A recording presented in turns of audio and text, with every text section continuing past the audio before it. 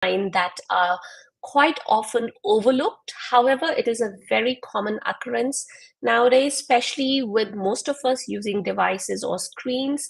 And many of us are in the habit of slouching over at our mid back, that is rounding our mid back, rather than just rounding our lower back or slouching at the lower back.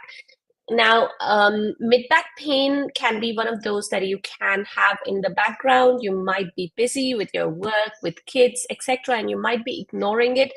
But today we're going to discuss some of the symptoms of when you should not be ignoring your mid back pain, and you should have it looked at by your doctor or healthcare professional ASAP. Because the reason is that in this area of your mid back, you have quite a few important organs, one of them being your heart, and of course, the other being your lung. So, before we get into more of this discussion, for those of you who don't know me, my name is Swati. I'm an executive mom power coach. I help moms of younger kids who work in high stress executive jobs to manage their spinal, that is, back and neck, and joint pains. Now, I do this by giving you simple exercises, easy lifestyle changes, hacks, tips, tricks, and some natural products that I have used in my pain journey, that is my joint and spinal pain journey. Alrighty, so let's discuss the symptoms when you in your your symptoms of mid back pain or problems in which you should go to your doctor ASAP. So basically, when is your mid back pain serious?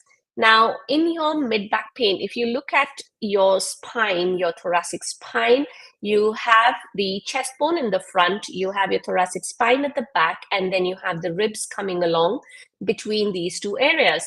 So it's a very stable area because there are a lot of important organs in this area. That is why I think that's the way the human body was designed, because you had to protect those organs from external trauma or external damage. So this bony cage that we have, it will protect our heart and our lungs. Sometimes it is not very easy for us to understand if your pain is coming from these organs or if this pain is coming from the spine, because when we are, say, when you look at a fetus, so when the body is being formed in uterus. So what happens is, before you're born, when the body is being formed, some of the areas, that is, say, some of the cells will go and become, say, the hands, the legs, they will develop into some different organs. So sometimes there is not a